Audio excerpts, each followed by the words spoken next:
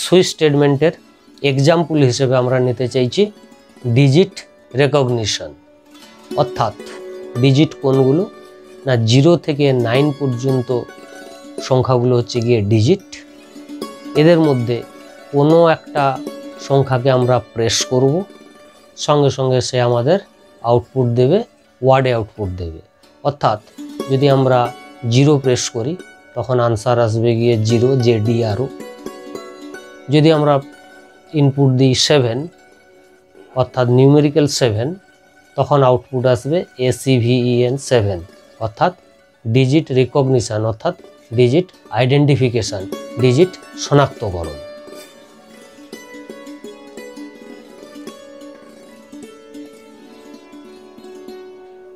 Digit recognition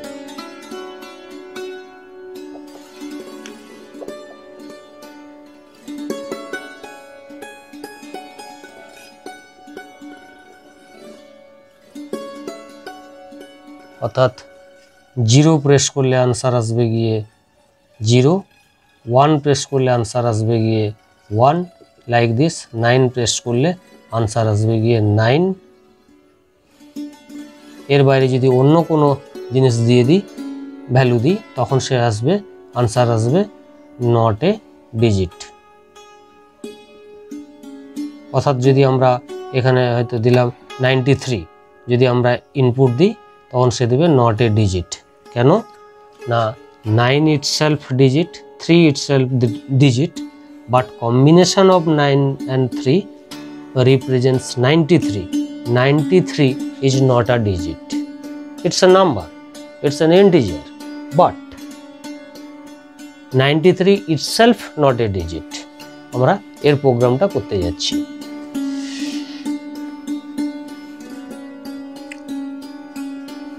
As include stdio.h as include ponyo.h void main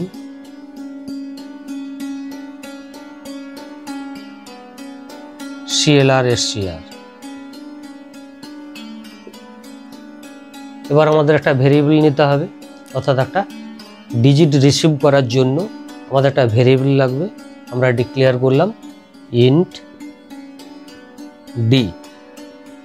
এবার আমরা message দেবো enter a digit, printf enter a digit. এটা message দেওয়ার পর আমরা সেই ভ্যালুটাকে রিসিভ করে ডিতে স্টোর করব, অর্থাৎ স্ক্যানএফ ফাংশন ইউজ করব। স্ক্যানএফ %d $d, ডিতে আমরা ভ্যালুটাকে রিসিভ করে নিলাম। এবার এই ডিকে আমরা সুইচের মধ্য দিয়ে পাস করব, অর্থাৎ সুইচ স্টেটমেন্টটা আমরা লেখা শুরু করছি। সেই জন্য আমরা এটাকে মুছে দিচ্ছি। পুরো সুইচ ব্লকটা একটা স্ক্রিনের মধ্যে বা একটা উইন্ডোর মধ্যে রাখতে চাইছি।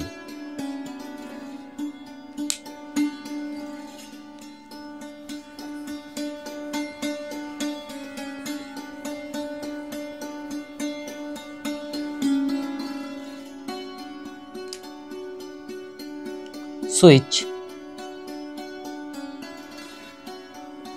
ডি। এবার আমরা সুইচ ব্লকটাকে এভাবে সাজাচ্ছি। কেস 0, প্রিন্টএফ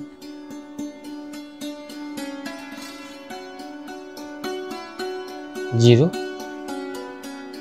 আমরা এখানে ব্রেক দিলাম না, ইচ্ছাকৃতভাবে আমি আপাতত দিচ্ছি না, পরে ব্রেক দেবো। না দিলে কি আউটপুট আসে, দেওয়ার পর কি আউটপুট হবে সেটা কম্পেয়ার করার জন্য আপাতত ব্রেকটা দিচ্ছি না। Case 1, printf 1, case 2, printf 2। এইভাবে আমরা চলে যাব একদম last case 9 printf 9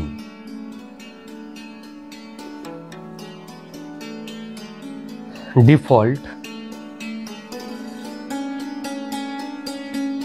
printf not a digit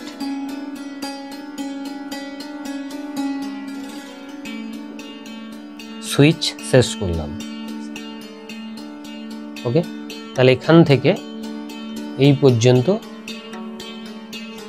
switch statement. Next আমাদের কি পড়ে থাকলো যে গেট সিএইচ এবং মেন ক্লোজ। নেক্সট হবে গিয়ে গেট সিএইচ মেন ক্লোজ। এই পর্যন্ত আমাদের প্রোগ্রাম, রাইট। এবার প্রোগ্রামটাকে এক্সিকিউট করাবো বা রান করব, অর্থাৎ কিভাবে রান হবে আমি সেই প্রক্রিয়া আলোচনা করছি।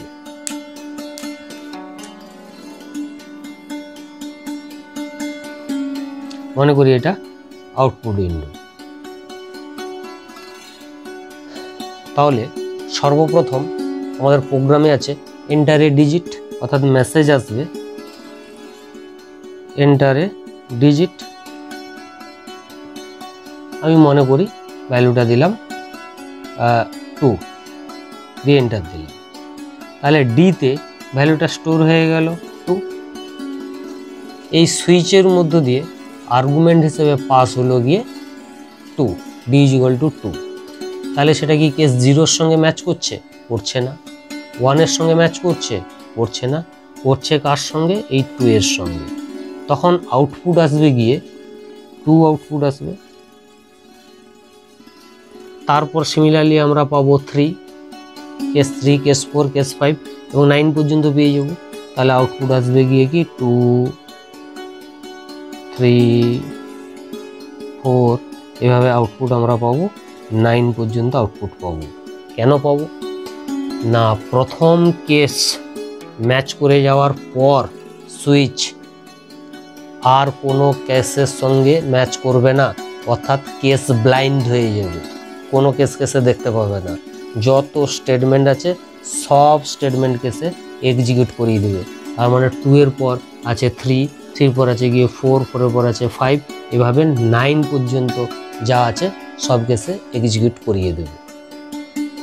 কিন্তু আমাদের ডিজায়ার্ড আউটপুট অর্থাৎ কাম্য আউটপুট কি হওয়া উচিত ছিল?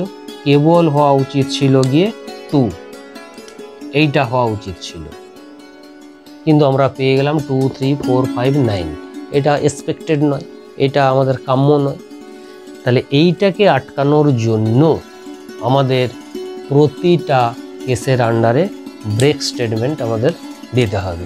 অর্থাৎ এই জায়গাতে দিতে হবে ব্রেক, এই জায়গাতে দিতে হবে ব্রেক এবং সর্বশেষ এভাবে দিতে হবে। যদি এই ব্রেক স্টেটমেন্টগুলো থাকতো তাহলে আউটপুটটা কি আসতো? আউটপুট আসতো গিয়ে কে অনলি 2। কারণ কি? বি এর ভ্যালু 2, কেস নম্বর 2 এর সঙ্গে ম্যাচ করতো। এখানে 2 এর আন্ডারে আছে গিয়ে 2, আউটপুট হতো গিয়ে 2।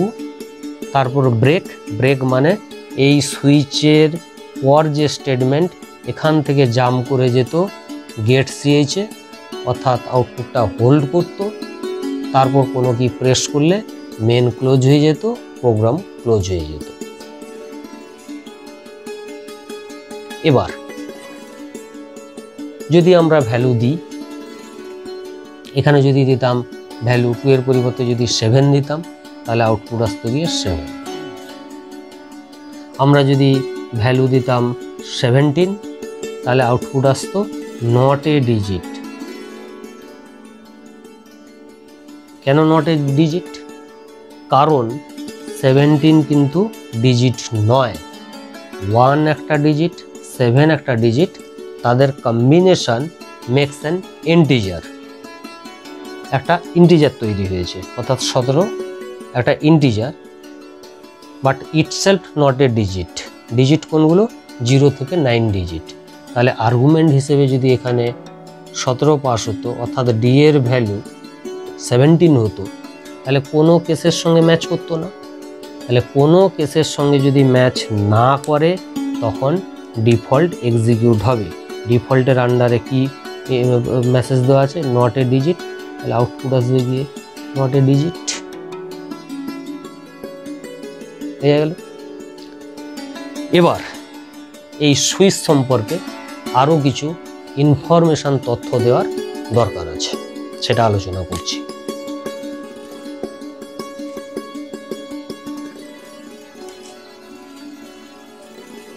Points two B remember.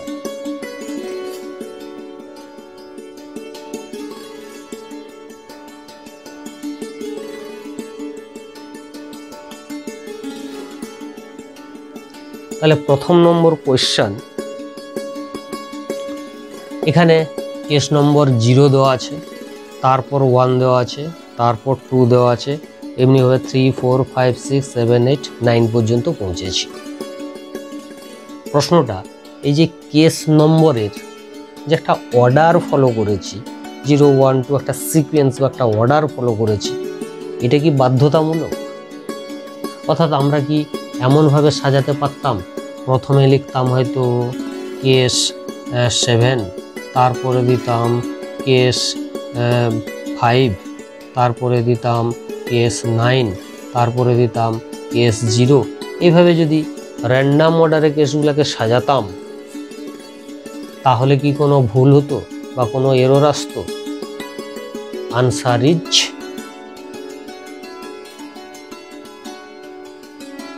Is no error. অর্থাৎ আমরা এই কেসকে যে কোনো অর্ডারে আমরা সাজাতে পারি, কেসের নম্বরের কোনো সিকোয়েন্স বাধ্যতামূলক নয়। তাহলে সংক্ষেপে কি বলা যেতে পারে? সংক্ষেপে আমি পয়েন্টগুলোকে নোট করছি। There is no case number sequence.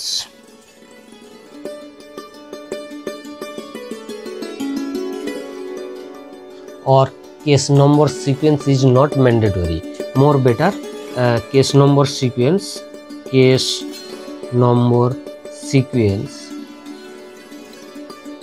not mandatory.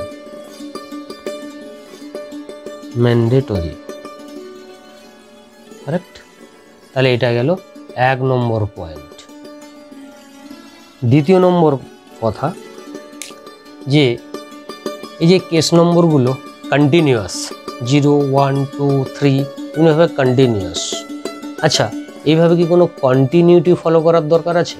অর্থাৎ আমি যদি এরকম বলি, first case 10, second case number 20, third case number 37, fourth case number 17, এইভাবে যে গ্যালোপিংটা হচ্ছে এটা ডিসক্রিট ম্যানার, একটা র্যান্ডম ম্যানার, এটা কি করা সম্ভব? Answer is yes. অর্থাৎ আমাদের কোনো কন্টিনিউটি বজায় করার প্রয়োজনীয়তা নেই, এটা বাধ্যতামূলক নয়। আমরা যেমন খুশি দিতে পারি, এটা কেস 10, তারপরটা 20, তারপরটা 37, যা খুশি দিতে পারি। এই নয় যে 37-এর পরটা 38 হতে হবে বা তারপরটা 39 হতে হবে, এরকম কোনো বাধ্যতামূলক নেই। অর্থাৎ there is no continuity mandatory rule. তাহলে পয়েন্ট 2, দেয়ার ইজ নো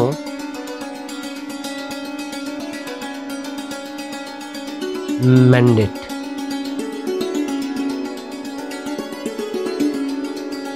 এই ধরনের কোনো আমাদের বাধ্যবাধকতা, নিষেধাজ্ঞা আমাদের কিছুই নেই, পুরোটাই ফ্রিডম। আমাদের যেমন দরকার, as per user needs program will be decorated such a way.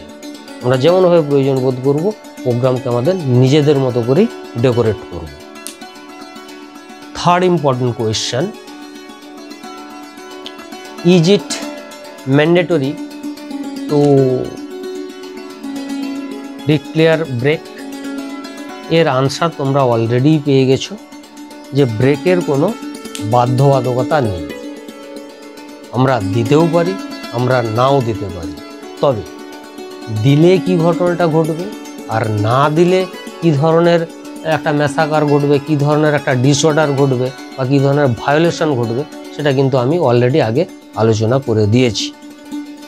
অর্থাৎ না দিলে যে ভুল এটা কিন্তু নয়। তাহলে third important point,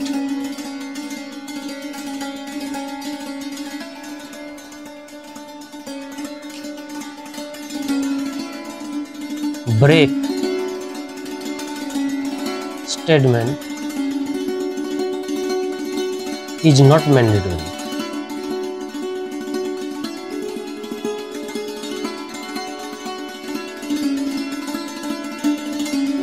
Fourth important point, is default mandatory? এখানে যে আমরা ডিফল্টটা ব্যবহার করেছি, ডিফল্ট, এই ডিফল্ট স্টেটমেন্টটা কি বাধ্যতামূলক, আমাদেরকে দিতেই হবে? There is also no mandatory option. We are not bound to put default statement. ওকে, অর্থাৎ ডিফল্টটাও বাধ্যবাধকতা নয়, আমরা দিতেও পারি, আমরা নাও দিতে পারি।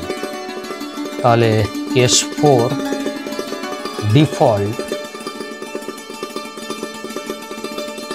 Default is not mandatory. ডিফল্টও ম্যান্ডেটরি নয়, বাধ্যতামূলক নয়। ফিফথ অ্যান্ড লাস্ট পয়েন্ট, যে এই ডিফল্টের পজিশনটা কোথায় হয়? এটা কি একদম শেষে? ডিফল্টটা কি শেষে বসানোটাই বাধ্যতামূলক? তাহলে আনসার হচ্ছে গিয়ে ডিফল্টের পজিশন শেষে হবে, এটা বাধ্যতামূলক নয়। অর্থাৎ ডিফল্ট ইজ পজিশন ইন্ডিপেন্ডেন্ট। কথাটার মানে হচ্ছে গিয়ে ডিফল্ট যে কোনো জায়গাতে বসাতে পারি। আমরা মনে করলে ডিফল্টকে কেস 1 and 2 এর মাঝে এই জায়গাতেও ডিফল্ট বসাতে পারি, মনে করলে কেস 8 আর 9 এর মাঝেও বসাতে পারি। ইভেন আমরা ডিফল্টকে কেসের একেবারে প্রথমে ডিফল্ট দিয়েই আমরা সুইচ কেসটাকে আরম্ভও করতে পারি, যে প্রথমেই ডিফল্ট, তারপর কেস 1 2 3 4 যাই থাক দিতে পারি, কোনো ভুল হবে না, কোনো এরর আসবে না। তাহলে fifth point, default is position independent. Default is position independent, অর্থাৎ ডিফল্ট যে কোনো পজিশনে বসতে পারে, স্বাধীন। তাহলে এই 5টা পয়েন্ট ফ্রিকুয়েন্টলি আমাদের মাথায় আসে, কোয়েশ্চেনগুলো আমাদের মাথায় অ্যারাইজ করে, সেই জন্য একদম ক্রিস্টাল ক্লিয়ার আমি ম্যাটারটাকে আলোচনা করে দিলাম। ওকে,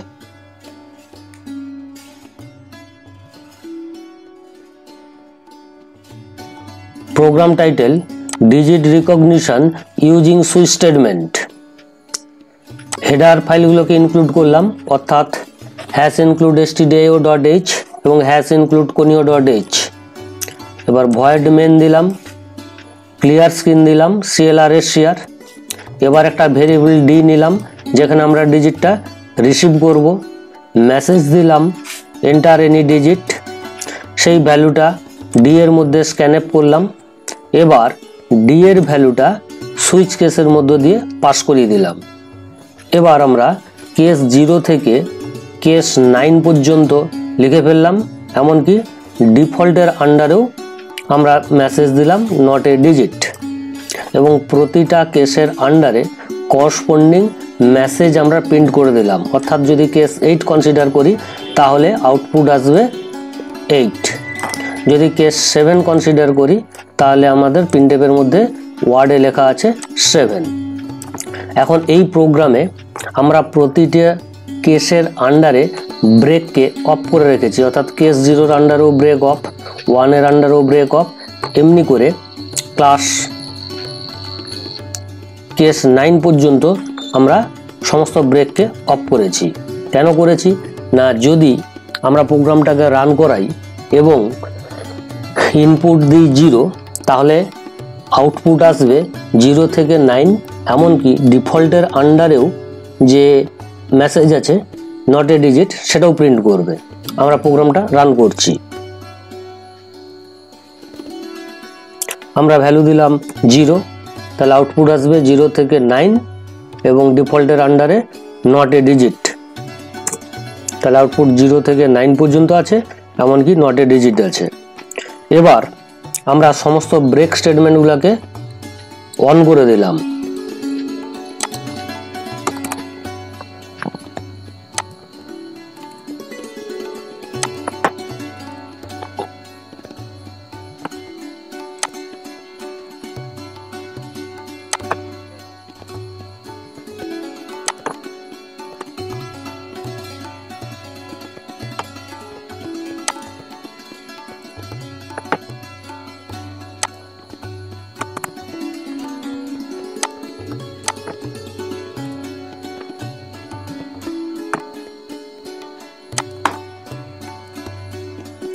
এবার যদি আমরা রান করাই তাহলে দেখতে পাবো যে কেস নম্বরের সঙ্গে ডিজিটটা ম্যাচ করবে কেবলমাত্র সেই আউটপুটটাই পাবো, অর্থাৎ আমাদের ডিজিয়ার্ড আউটপুট অর্থাৎ কাম্য আউটপুট যা হওয়া উচিত সেটাই হবে।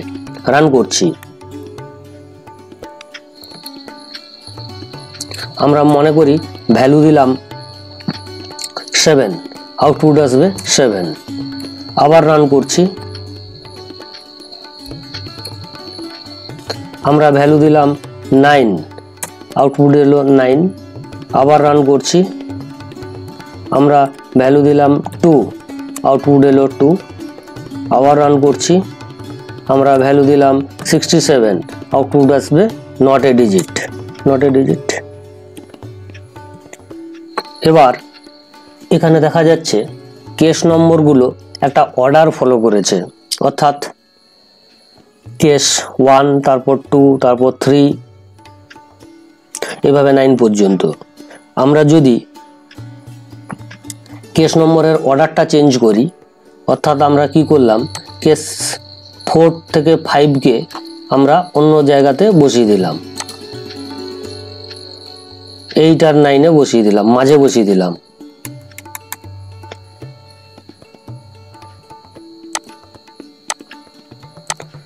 এখন যদি রান করি এখনো আমরা সঠিক আউটপুট পাবো। আমরা রান করছি, ভ্যালু দিলাম 0, আউটপুট 0। ভ্যালু দিলাম 5, আউটপুট 5। ভ্যালু দিলাম 7, আউটপুট 7। অর্থাৎ কেস নম্বরের অর্ডারটা আমরা আমাদের মতো করে ডেকোরেট করতে পারি। এরপরে আমরা আলোচনা করব কেস নম্বরের যে গ্যাপ, অর্থাৎ কেস 0, তারপর কেস 1, কেস 2, তাহলে প্রত্যেকের মধ্যে যে গ্যাপ 1 করে আছে, যদি এই গ্যাপটা আরবিটারি হয় অর্থাৎ আমাদের পছন্দ মতো হয় বা ইউজারের পছন্দ মতো হয়, তাহলে কি কোনো প্রবলেম হবে? কিছুই প্রবলেম হবে না। আমরা আমাদের মনোনীত একটা কেস নম্বর, আমি ধরে নিলাম একটা কেস নম্বর 55 বসাচ্ছি।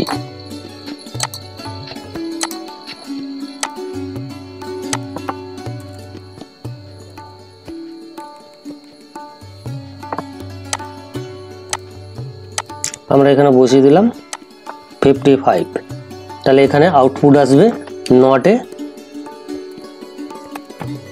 এ ডিজিট।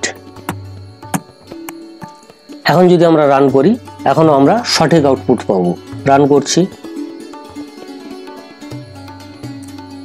আমরা ভ্যালু দিলাম 0, আনসার কারেক্ট। আবার রান করছি, আমরা ভ্যালু দিলাম 3, সঠিক আনসার পাচ্ছি। আবার রান করছি, ভ্যালু দিলাম 55, আউটপুট নট এ ডিজিট। আবার রান করছি, ভ্যালু দিলাম 87, নট এ ডিজিট। অর্থাৎ কেস নম্বরের গ্যাপ ইউজার ডিপেন্ডেন্ট হলেও কোনো প্রবলেম হয় না, সঠিকভাবে রান করে। এবার আলোচনা করব ডিফল্টের পজিশন। এক্ষেত্রে ডিফল্ট একেবারে সুইচ ব্লকের লাস্টে আছে। এটাকে আমরা মাঝামাঝি একটা লোকেশানে গিয়ে বসাচ্ছি। কাট করলাম,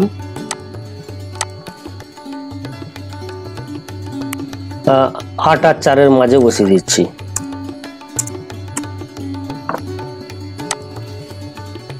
পেস্ট করলাম। এখানে কিন্তু ব্রেক দিতে হবে, যেহেতু এটা মাঝে আছে, সেখানে একেবারে শেষে ছিল বলে ব্রেকের প্রয়োজনীয়তা হয়নি।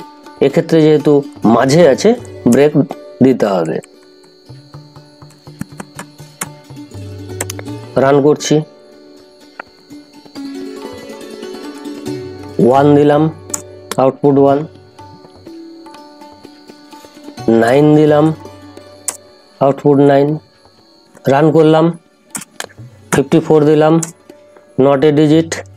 আবার রান করছি। 55 দিলাম, নট এ ডিজিট। তাহলে ডিফল্টের পজিশান মাঝে হলেও কোনো প্রবলেম হচ্ছে না। এবার ডিফল্টকে একেবারে প্রথম অর্থাৎ বিগিনিংয়ে নিয়ে যাচ্ছি। কাট করলাম।